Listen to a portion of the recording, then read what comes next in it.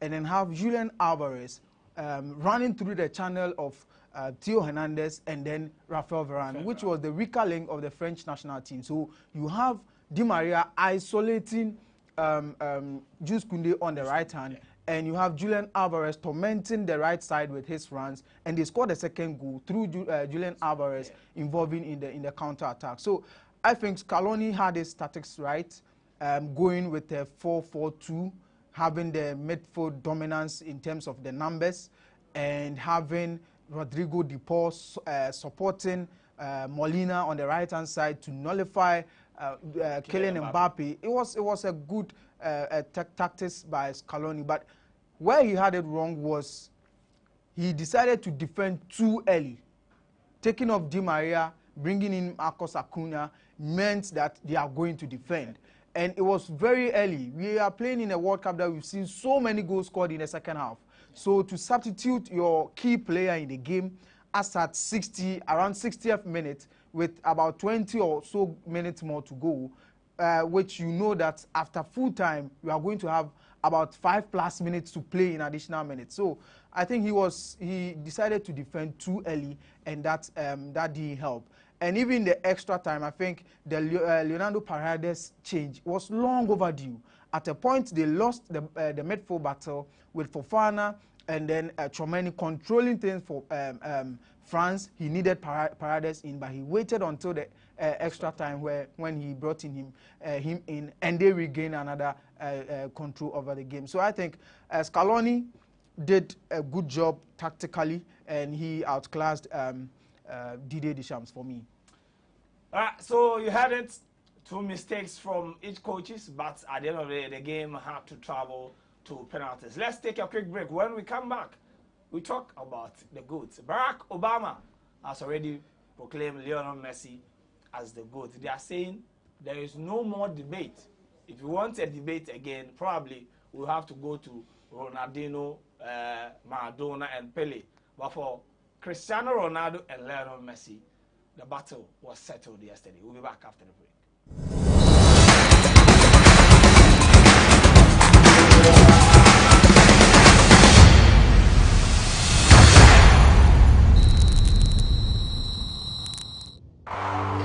Are you still searching for the right platform to share your voice, thoughts, and feelings?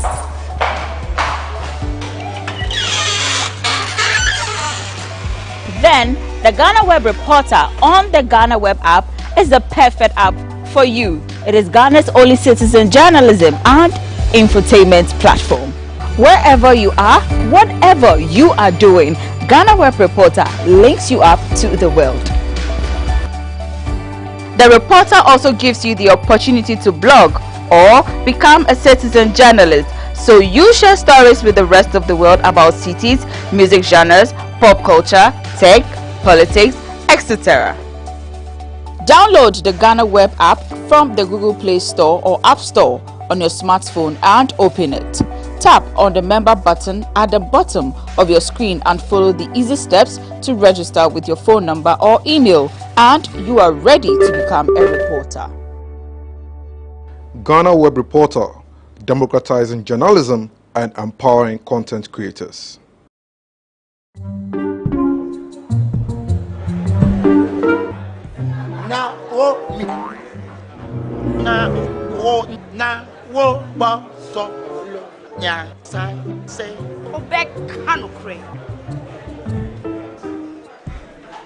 Now, to sang quite be a one ton and be a man in quite be brave.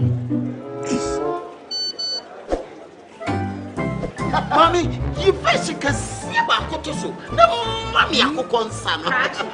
Mepoga, send me sick from Lemonade Finance and let me £10. Lemonade Finance. Say they're sending money back home from UK, Canada, and now US. I accepted a instant charges. Exchange waiting in Sudia. A unbeatable. Resume promo code no Dr. Likey. Nenya £10, $10, and now $10 Canadian. What first transaction? What is Sunday Star Coffee? No, dial to Lemon and Finance.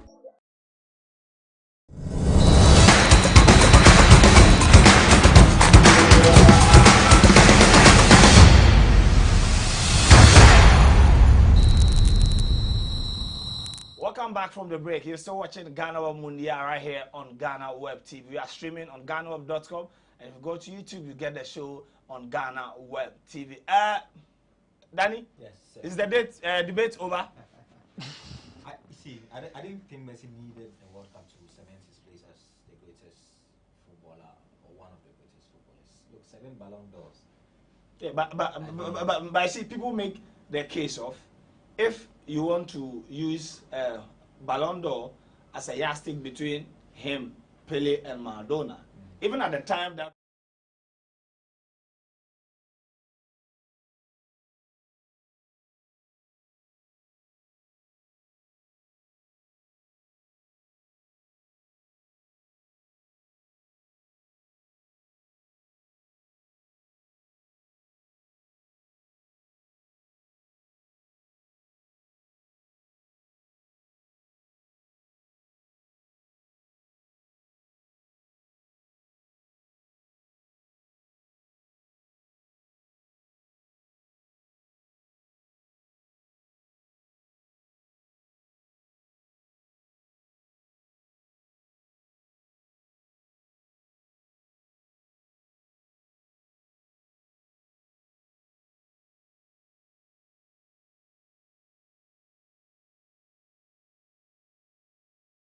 he can't win the European Cup because he's not an European. Yeah.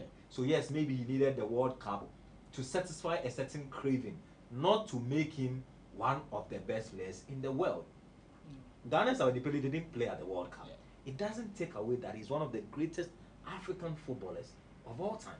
It doesn't take that away. But winning it obviously adds something to him.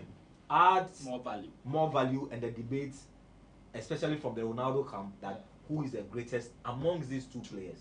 I have always maintained that in terms of talent, pure talent, Messi is shoulders way above Cristiano Ronaldo. Cristiano Ronaldo is not, if you know football and if you're a football purist, he's not talented, but he's learned how to play football, and he's a great sportsman. He's looked after his body. He's not a Ronaldinho. He's not a Rivaldo. He's not a Ronaldo. I mean, I'm talking about the Brazilian Ronaldo. Yeah. He's not a natural, but this is the guy who is, because of discipline, has been able to compete with one of the greatest players for the last 15 years, going to 2 decades. So I respect him. I always say that Ronaldo is going to be, in my books, the greatest goal scorer football has seen. For me, that is where he belongs. The greatest goal scorer.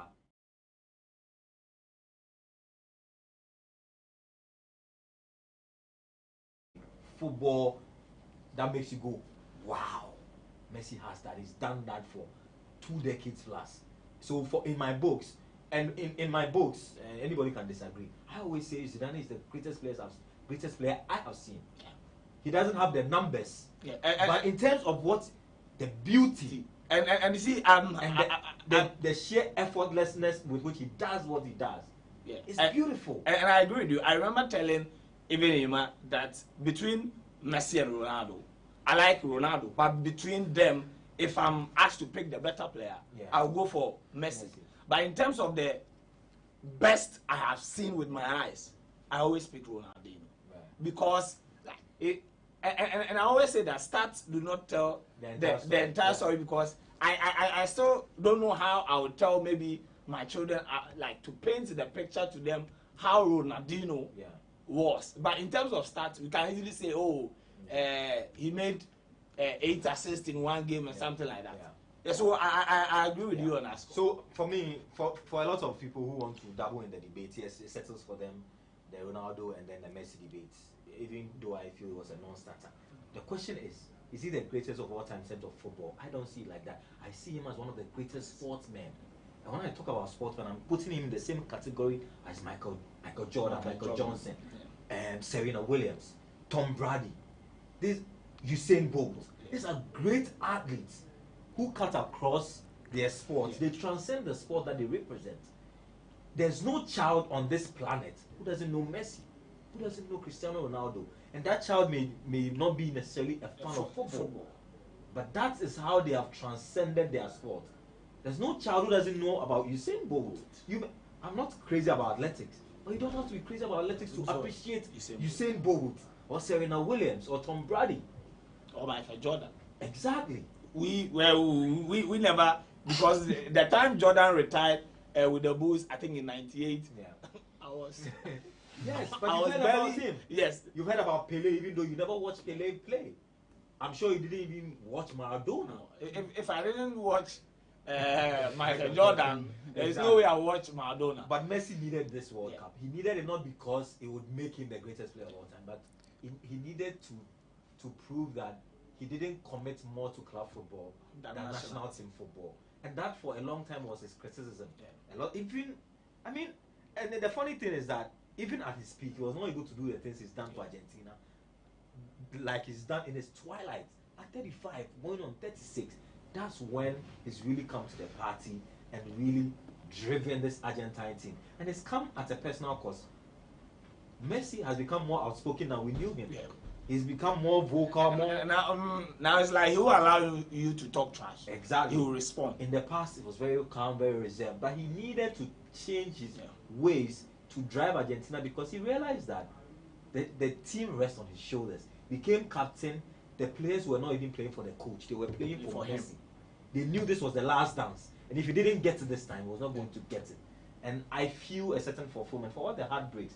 2014 lost it. Yeah. I mean, lost the Copa America a couple of times. Team. As a result of all the mental breakdown, the abuse and everything. And finally, this guy gets his hand on the World Cup. Because if you talk about greatest of all time, Pele won 3 World Cups. And then for Pele, I think there was one man in our village that normally if you talk about Messi, Ronaldo, he would just look at you and like, did you watch Pele? He wouldn't even say Pele. Did you watch Mohamed Polo? Yeah. But if you mention Pele, it's like he will go crazy because he will tell you that Pele at the age of 17. Yeah.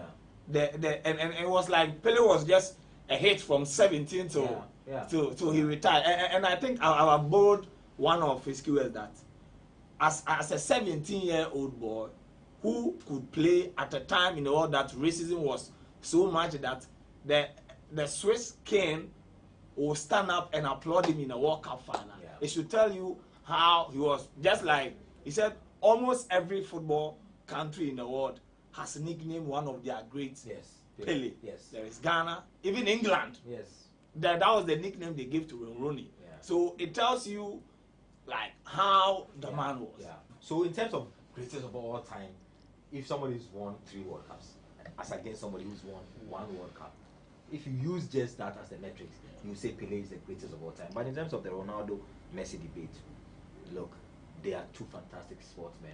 They've all given us, look at their longevity. For 2 players to be on top of world football for 15 years. 2005 to it's 2022. We need to appreciate. Sometimes we do the banter for the sake of banter, but you need to respect the longevity. And that's why sometimes the Ronaldinho argument, Ronaldinho did not have the longevity of these players. Yeah. Ronaldinho was a fantastic footballer. And what they have served as, look, we've watched Zidane, we've watched Ozil, we've watched Messi, Ronaldo, Kaká. phenomenal, Kaká. We're even witnessing Mbappe and the next generation. Yeah. It pains me that Haaland will never get these headlines in the World Cup because he plays for Norway. Because it will even be a miracle for him to qualify for Euros and to talk of the World Cup. Exactly. That's the travesty of sometimes where you are born. When Ryan Giggs was at the top of world football. He was playing for Wales. Look at Gareth Bale comes to the World Cup in the twilight of his career. Imagine if he had come to the World Cup at the peak of his career. 2011, 2012 there. Exactly. But you don't choose where you are born from. Yeah. That is why the World Cup means so much. When you go there and you do well. And Messi, for me, I'm happy for him. And I wish he will retire because you need to retire when the applause is loud. He said he's not going. Well, that's his personal decision. But you see, in the heat of the moment, if you ask him, I'm not sure he would. But in the coming days, he will sit with his family and ask himself, he's almost 36. Can I continue playing club and national team football? Would my body allow it? Do I need to retire now? Having achieved almost everything there is to achieve. You know, yesterday when we finished the show, and I saw you in the office, and the mood you were in, I believe that if an accountant had told you that this month you wouldn't be paid. Yeah, being a Barcelona fan, it was good to see Leo Messi lift the World Cup. But yesterday I saw a generation come to an end and a beginning of a new one. Mbappe announced to us that he is the next big thing. Yeah, he is going to be the great of his generation. Now Messi has won everything, and the debate between him and Ronaldo, it's obviously over because they've achieved them. The only thing that could separate them was the World Cup, and now Messi has it. Ronaldo is 37, 38 years, and I don't think he will come again at the World Cup to try and win it. Who knows? He may not be the headliner. And looking at how Messi won this World Cup, he has literally carried Argentina to win it. Right. Yeah, so if Ronaldo comes to the World Cup at 41, he will be at the bench coming in late. And if you win it that way, it's difficult to argue with Messi. So I think now the debate is over. Where will Messi rank in terms of the greatest of all time in football? For me, we've focused on Pele's World Cup achievement, but at Santos, he did a good job, a great job at Santos. He won everything in club football, just like Leo Messi. And in addition, he won 3 World Cups. So even if you didn't watch Pele, you can't downplay his achievements. Talk about his trophies, put it down, talk about his individual achievement. With the World Cup, for instance, there's no record that Pele is not being mentioned. So Messi might have won the World Cup and he's done a lot in the past 20 years, but I don't think Messi will rank ahead of Pele in terms of the greatest ever. Yes, he might come second, beat Diego Armando Maradona because Maradona came to Europe.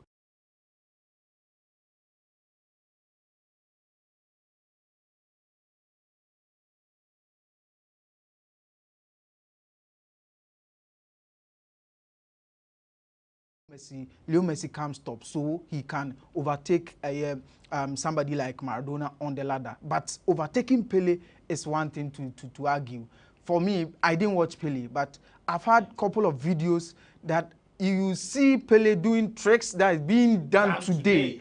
Yeah. And it's mind-boggling because, I mean, he does everything on the pitch. Talent-wise, he is there.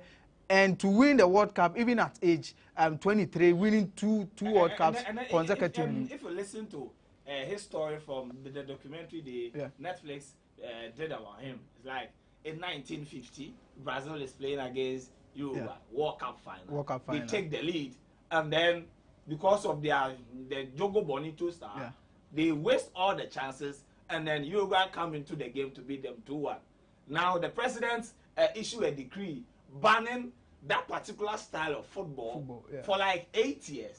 It had to take another 17-year-old boy to make sure that Brazil go back to their tradition. Because he says that even leading up to the 1958 World Cup, the coach warned him that if you don't know, it's like they wanted to learn the European style when you get the ball, pass, dash, and the coach warned him when they went to the state dinner that the president has asked him to tell him that when they go to Sweden, he shouldn't go and disgrace Brazil with that, in quote, it's useless kind of football. But he went to the World Cup, and then at a time that they were all down, and I'm sure they said in the final against Sweden, when they conceded 1 goal, it was like the entire stadium, there were only 2,000 Brazil, and all his teammates who were older than him, Dida, Garincha, all of them were down. It still had to take a 17-year-old boy to carry the entire nation on his shoulders. Yeah, for Pele, what he did was, I mean, stunning. And if you look at his achievement alone, I don't think, regardless of Messi's achievement and what he's done so far in his career, he should be ranked ahead of Pele in terms of the greatest of all time. Yes, he has his generation. Nobody comes close. For that one, no one will argue. But But if you argue that Messi is the greatest footballer of all time, that is where the problem will be. Because for me, Pele will forever be the greatest player of all time. Then, we've been talking about Kylian Mbappe, and for Mbappe, yesterday I said that he lost the trophy, but he won a billion hearts because he proved to the world that he is the person he thinks he is. Of course. Where do we place Emiliano Martinez in all of these conversations? Because since he made his debut for the Argentine national, it's like everything is going on smoothly for Messi. The Copa America, he won it for them. The semi-final Semi-finals against Colombia. He saved 3 penalties. In this World Cup, it has been him. Where do we place him in this conversation, this tournament that has been overshadowed by Messi and Mbappe? I think he's the unsung hero of the Argentine squad, and the world may not necessarily appreciate him, but the team that he plays for, they do appreciate him. Go and look at the aftermath of the penalty shootout with the Netherlands, when everybody was running to the match winner, the last penalty kicker. Lautaro Martinez. Messi went to the goalkeeper. Acknowledgement of the role that Martinez had played for Argentina in the build-up to this. And then Emiliano Martinez is the one on your screen. He was adjudged as the best goalkeeper of the. This earlier that these players were willing to die for Messi. Lionel Messi, and he had said it in an interview. We are willing to die for Messi. Depot also made an interview. For Depot, I'm the bodyguard of Messi. Nobody comes close to Messi. That, you see, this is not the most talented Argentinian squad that we have seen. Even the one that lost the final in 2014 had a lot of big names. Quality, so much quality. And it was for so many years, you couldn't believe why a team with so much quality could not win the World Cup. It was not only the World Cup that particular squad could win, even the Copa America. Exactly. But this team is united for a particular cause. The cause that we know this is Messi's last dance. And we need to do everything to give this guy who has given us everything as a nation what he deserves, truly deserves. A World Cup, and if we have to put our lives on do that, and Emiliano Martinez is an epitome of that. He has his own problems doing the entire regulation time. The unnecessary thing. But when it comes to penalties, you are assured. It's like having a defense where you know that even when you make a mistake, there's somebody there who will clear up the mess. And Argentina knows that no matter how difficult a game is, when it goes to penalty shootout, they trust this guy. And it's not only the penalty. I think the image was on the screen. That last minute save from Kolomwani. Sankwano.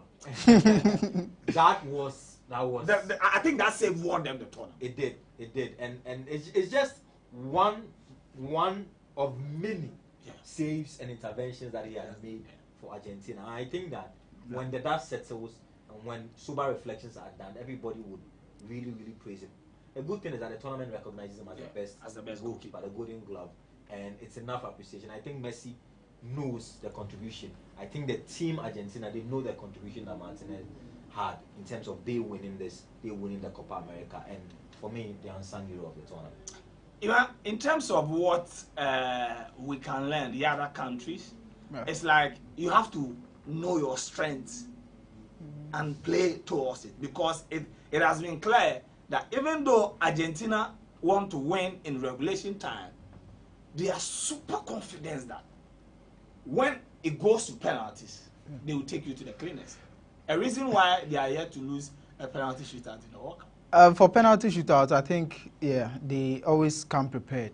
And if you look at the penalty shootout against Netherlands, the players who played, the first, second, and third, fourth, and then the final, the only difference was that was Paulo Dybala, who replaced Enzo Fernandez. So it tells you that they've prepared for everything in a game.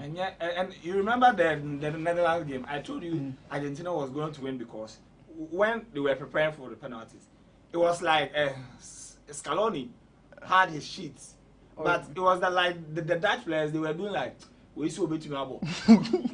we see with like something like that. Yeah, but I think the lessons we can pick is one: you go into a tournament with a determination.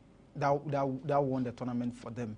And then when the going gets tough, you have to develop a strong mentality to withstand the storm. And to go up 2 goals, concede 2 goals late in a game, into an extra time, have that mental resilience to dominate the extra time and then take the game to penalties. I think it's something that every national team should. I mean, they have done that. Yes, against Netherlands. Any other team would break down, and lose it. Yeah. Even the extra time, you take the lead. Yes. About 2 minutes to end the game, you concede again. Yeah, so to have the mental fortitude to withstand everything. The French team was incredible. Yeah, that's the most thing. That's the thing that I think Scaloni is doing really well, because you can feel it in him, in his personality, and he has transferred that onto the players, into the team for them to deliver. And I think aside everything, his tactical prowess should be mentioned. They have a coach who analyzes his opponents very well, analyzes his team strength, and makes sure that he tilts the thing towards his side with 1 or 2 tweaks in his tactics. And if you don't have these things right, there's no way you are going to win a tournament. The other thing that I take away from the Argentine team is that, and a lot of the European teams, when you get penalty shootouts, the best players don't play last. Yeah. They are the ones who come forward. It's the reason why I blame Neymar for Brazil's defeat. Why do you wait? Because I remember 2012 Euros, I think quarter-final or semi-final against Portugal, Spain. Ronaldo decided to play last, and he didn't get to his 10, and they lost. Since then, he had taken first anytime Portugal go, and to that's the how and it that's should how be. it's supposed to be. Your best players Take the step first up. one. Look, Mbappe, unbelievable guy. And score 3 penalties in 1 game. He was the one that I was sure that Martinez cannot. I was going to save, because I was like, this guy has taken 2 already. Yeah. The 3rd time He will miss. He will miss. But like the confidence. That's how we do it. No man. Look, and for me, I take that away because I was there when Ghana was playing Ivory Coast. In 2015 finals, where the best players went to hide at the back because one person won last. And it's ridiculous. And you see, I think that as a country, I think we should also focus on the training of our goalkeepers in penalties. Because I don't remember the last time I watched a penalty shootout that any team took a 2-goal lead, especially in a final game, and they lost. Razak Kamba, Razak Brahma, Onini. And I think that we've not had good goalkeepers who are good in terms of penalty shootouts. I said in '92, Abukar Dambaso and Chibi. And that's what and the story with the last time. You went to take a bribe or not and all of that. I mean, Manaf seems to be like a goalkeeper who could be good with penalties, even though he's not done it on multiple occasions. But these are the lessons that you learn. That it is about how much you want it. And in this game, the French and the Argentine final, it was obvious from the beginning that the Argentines wanted it more. And then yesterday when I was doing the commentary, I was like, it seems the French are still in the changing room, because even at the time that they were losing 2-0, they were too calm for me. Exactly. Like it didn't look like a country. And then when we're going to the post on social media, they say they've been bribed like the Brazilian players in the Copa America final playing like there's nothing at stake like that. But you see, that's also some of the disadvantages that come with having won the competition before. Some of these players have won it before. Giroud has won it, but almost all except I think Chouameni and Fofana, a few of them, but the chunk of them have won it before. So when they're going against stuff, this thing, but that's the difference between that French team as a collective and Mbappe. He won it 4 years ago, and he seems so upset to lose it, because he wants it again. He wants it more, and you will feel that he is the same club mate with Messi. He should be happy for Messi, but the guy was upset. But in the game, he and Messi were going head to head I mean, after Messi scored, he threw Mbappe on the pitch. After Mbappe equalized, he threw Messi on the pitch. So they were in a game. Mbappe knew what he wanted. He knew that he's going against Messi. He has to get one over Messi. Then they can have the conversation at PSG. So I think Mbappe pulled the team along. Yeah. The team were asleep, and then he got up. Mbappe, Kylian, as I stated, he lost the on Sunday. The GOATs, to me, you've heard from Daniel Odo and Emmanuel Enin, Ronaldo Messi debate. I think that we need to, if Akufo-Addo can even issue a presidential decree bringing it to an end. But we take our last break. When we come back, we use the final minute of our show to talk about Qatar as a country, how they hosted the World Cup. That's so $200 billion can change the Ghanaian economy. We'll be back after the break.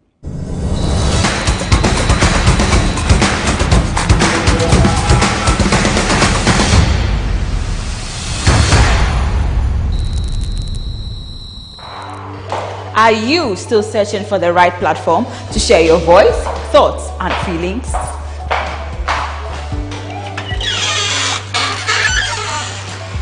Then the GhanaWeb reporter on the GhanaWeb app is the perfect app for you. It is Ghana's only citizen journalism and infotainment platform. Wherever you are, whatever you are doing, GhanaWeb reporter links you up to the world. The reporter also gives you the opportunity to blog or become a citizen journalist, so you share stories with the rest of the world about cities, music genres, pop culture, tech, politics, etc. Download the GhanaWeb app from the Google Play Store or App Store on your smartphone and open it. Tap on the member button at the bottom of your screen and follow the easy steps to register with your phone number or email, and you are ready to become a reporter. GhanaWeb reporter, democratizing journalism and empowering content creators.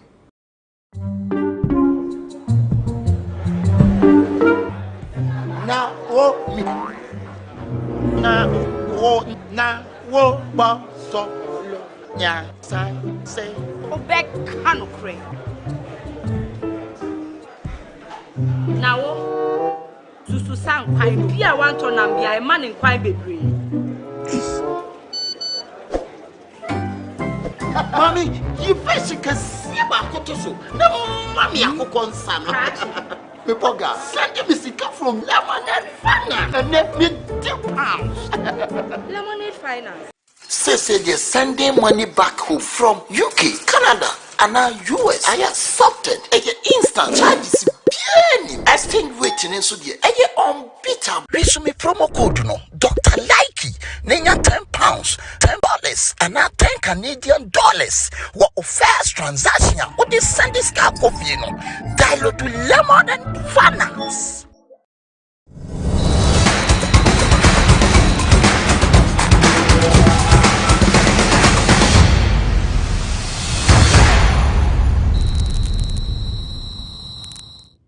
Welcome back from the break. You're still watching GhanaWeb Mundia. Don't forget, this is the last show we are doing for the year 2022. 5 African countries represented the continent in the Mundia. And before we talk about Qatar, we'll use some few minutes to talk about them.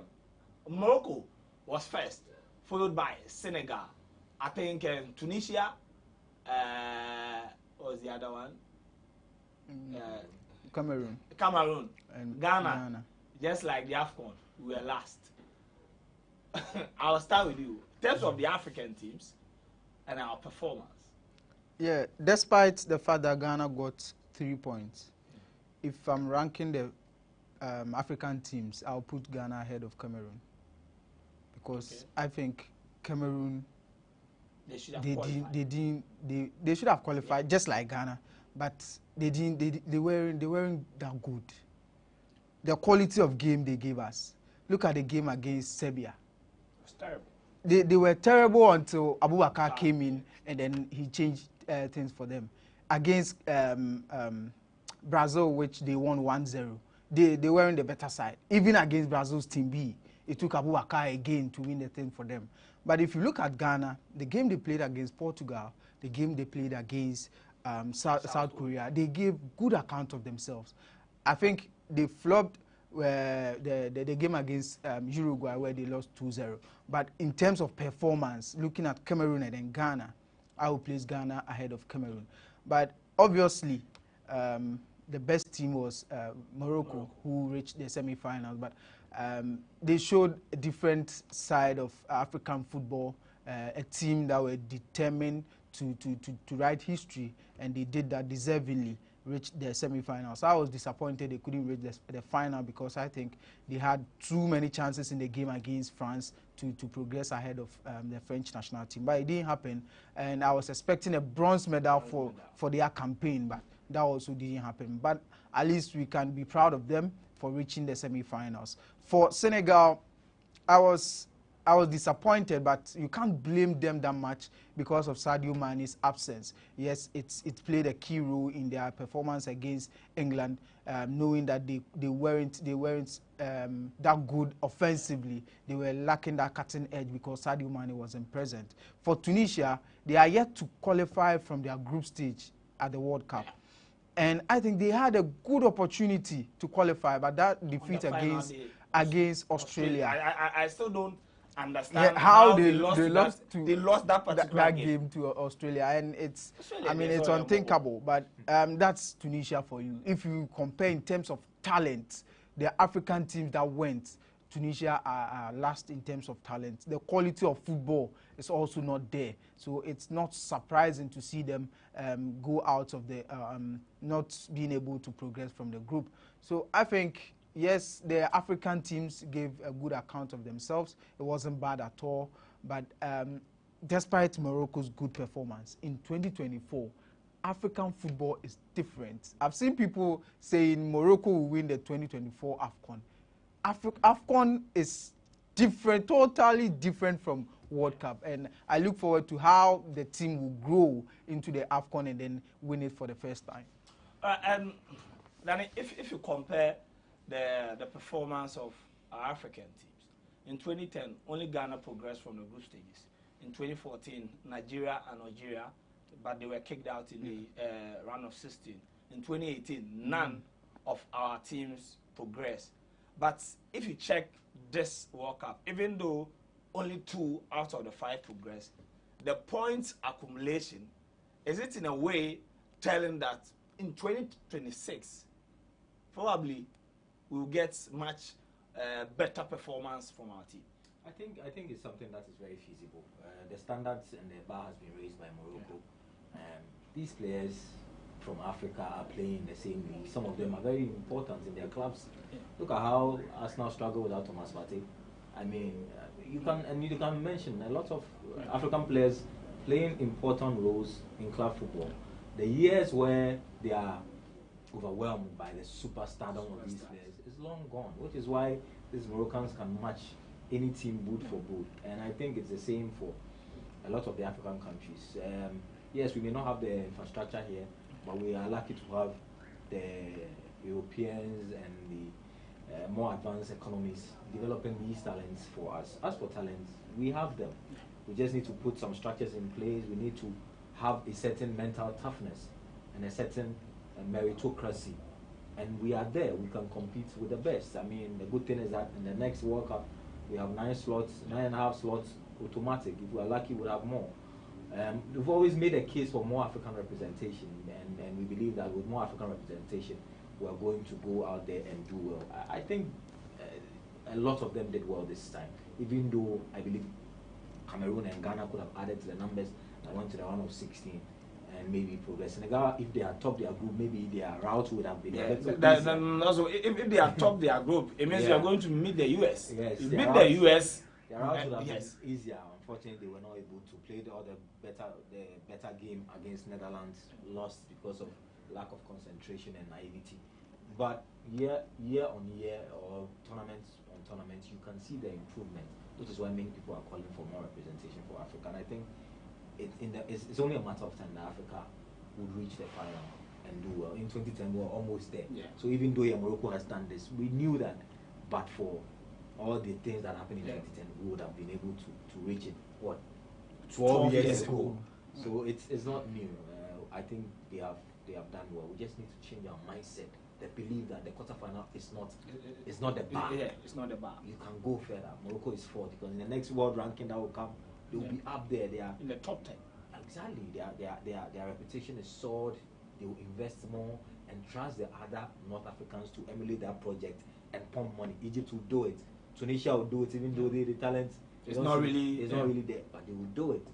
And even now they are getting the Club World Cup next year. Yes. And they are rethinking to bid again for the 2030. They have the money, the infrastructure is there, and now they are also relying on the players born outside of Morocco and telling them to come. And the project looks very, very attractive and enticing. All of them will come home. And I think I was saying that if you check some of the Moroccan players who were born abroad, I think if they have decided to stay with their respective countries, they will still be playing for them. Yeah, check some of them. Hakimi for Spain, yeah. Ziyech for the Dutch national team. And even Yassine Bonu. Bonu. He was born in France, I guess. No, Yassine Bonu was born in Canada. Okay, so yes, Yassine Bonu would have been in the post. But in wrapping up, how you sum up Qatar's organization? Superb. I think they've shamed the critics. Yeah. The World Cup is not meant for only European countries. It is not only meant for big economies or big countries in terms of land size and all of. Croatia is a country of less than 4 million people. In the last 4 editions, they have been on the podium 3 times. In the last 4 tournaments, they have appeared. And they only did that in the last 20 years or so in 4 or 5 World Cups. They have been 3rd, 2nd, and third again. So it's a small country. Qatar has proven that, in fact, going forward, this could be the kind of World Cup we should have. One city World Cup. 3 countries: Mexico, Canada, America. If you're a journalist, look at the trips you will make. If you don't have money, you can't cover it. And in 2026, I think it will be the most difficult. It's difficult. Even in Brazil, which is one country, because the country is so big, it's like when there's one game here and there's another game in Tamale. Like, I mean, in terms of there's the distance. The distance. And you have to travel, and it costs money. And it is tiring. You have to change hotels every game. This one is going to be the standard. And I bet you, with the way this has gone, trust the rest of the Arab world to bid again. Now, UAE might come. Of course, Saudi Arabia could host it. In fact, the football they played at this World Cup is a good testament that if they did a project in the next 20 years, China wants to host the World Cup. So it's not about countries that only knows how to play football. Qatar knew that the talent they don't have. But what they have done in terms of getting top of the mind awareness about their country, the number of people who go back to Qatar for tourism, for even business investment, we call that soft power. They may have spent 20 billion, but the 200 billion is not only about the football. They have built a new city, they have built a metro station, they have enhanced their reputation. Yeah. And I checked how they even presented the trophy to Messi. Then the cultural symbolism tells that they really mean business. And the West are trying to criticize them for all of that. But look at even entertainment value there. It's unbelievable. This is the standard. In fact, we're going to judge the next World Cup based on what we saw. The fun festival, the fun parks. Bro, you should have been there. You should have been there to feel it. And I say, you see, when you can compare it to something, it's better. Because I went to Brazil. I can compare it to something. I say the only difference is that the Brazilian people, they love football. Brazil, when they come to play football, 12 o'clock will be up on. They have closed. Nobody's working. And they are supporting their team, whether they are going to the stadium or they are watching on the street. On the street. If you go to the shop, they won't sell for you. But see, you can even check from how they do their national team announcement. Exactly. So that's the only difference. The passion. The passion of the Brazilians is not the same as the Qatari. The Qatar people is a country of foreigners, so the people who in Qatar themselves, you won't even see them. So that's the only difference. But in terms of organization and execution, this is top notch. Ima, Sikaya de I think Mr. Drew has done justice to off-the-field issues and how Qatar has organized this tournament. But on the field, what they did right, I think before matches, how the supporters, the lights will go off, the supporters will have their cameras on. If you are sitting behind the set, it's beautiful to watch. Even how they mount the trophy giants, how they take it off the pitch, and the game itself will give you much entertainment. So they did everything right in terms of on the pitch, how they sold the game to us, and the teams that played gave us entertainment. And yesterday's game capped it all off.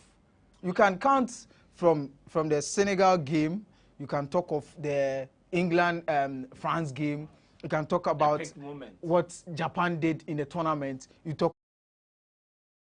It's a tournament that you have lots of conversation in terms of the matches being played, players standing up for their countries. You can talk about Vincent Abubakar, the tournament he had.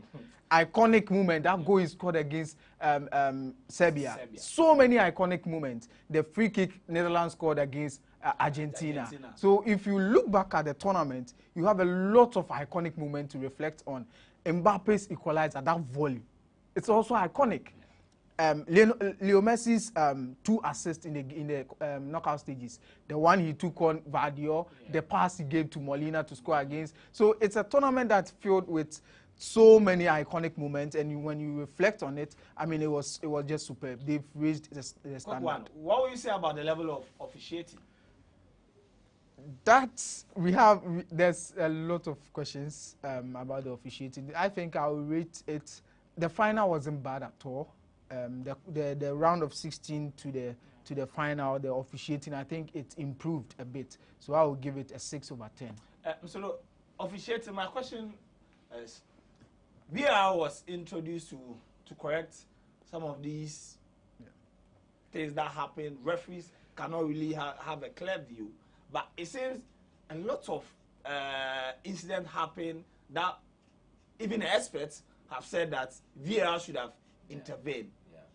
Compare the use of VAR in 2018 when it was first introduced to now. Has there been improvement? In terms of the technology, there have been improvements in terms of the quality of the technology. It's just that even with the technologies, it takes human interpretation. And sometimes the challenge has been the consistency. In one breath, this is a foul. Exactly, in another breath. So it's not about the technology. It's about the humans who are interpreting what they see.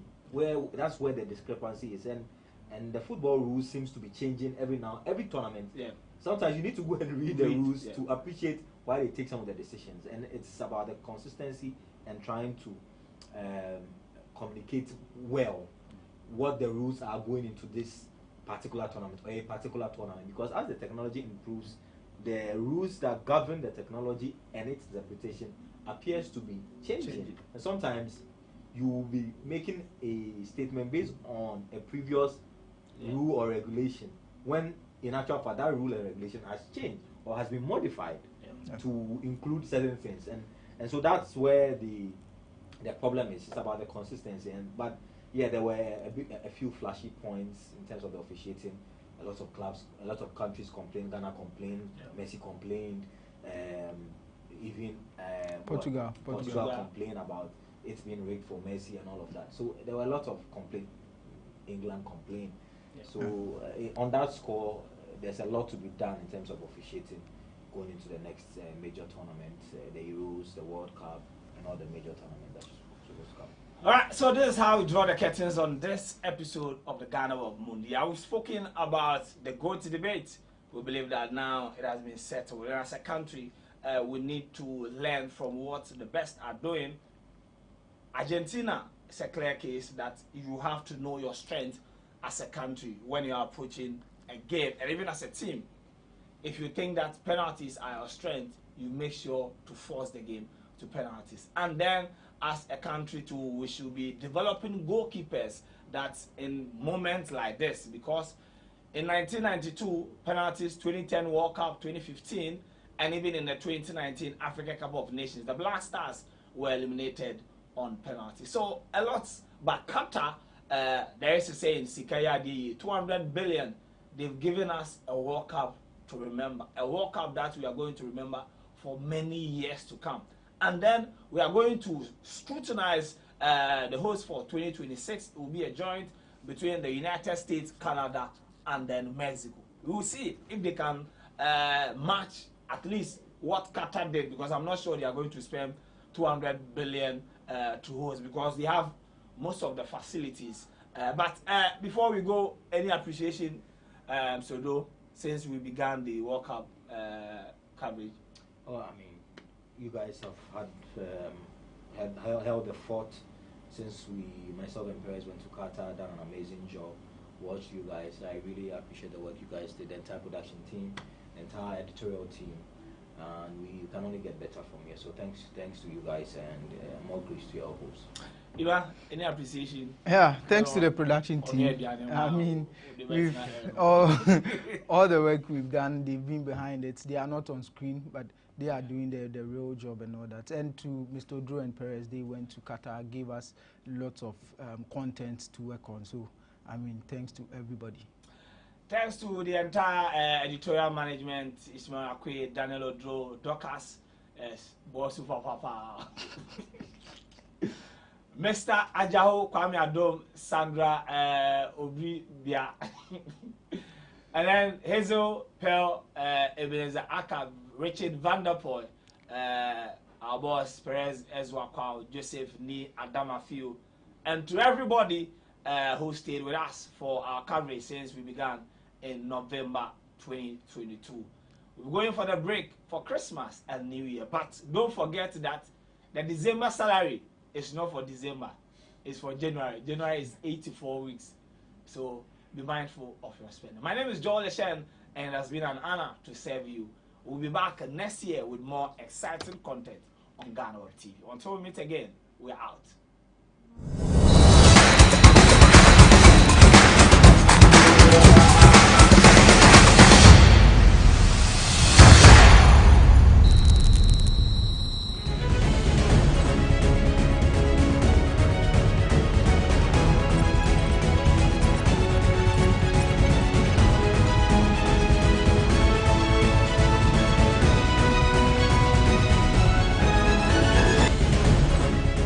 The World Cup promises to be exciting, and there's no better place to catch the thrills and fun than Ghana's leading online platform, GhanaWeb.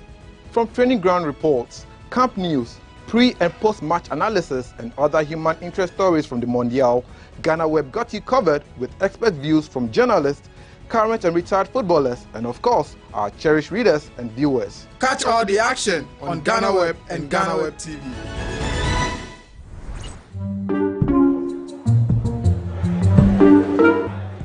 Na wo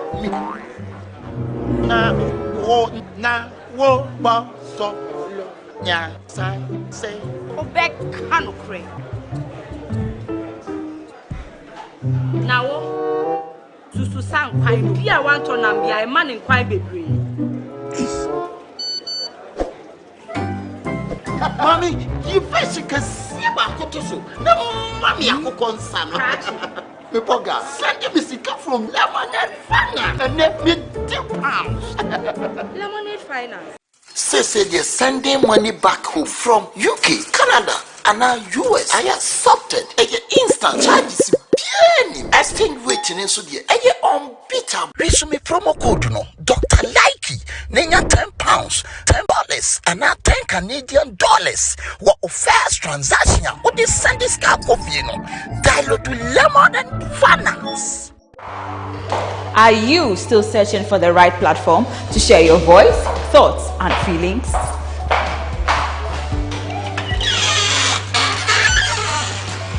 Then the GhanaWeb Reporter on the GhanaWeb app is the perfect app for you. It is Ghana's only citizen journalism and infotainment platform. Wherever you are, whatever you are doing, GhanaWeb Reporter links you up to the world. The Reporter also gives you the opportunity to blog or become a citizen journalist, so you share stories with the rest of the world about cities, music genres, pop culture, tech, politics, etc. Download the GhanaWeb app from the Google Play Store or App Store on your smartphone and open it. Tap on the member button at the bottom of your screen and follow the easy steps to register with your phone number or email, and you are ready to become a reporter. GhanaWeb Reporter, democratizing journalism and empowering content creators.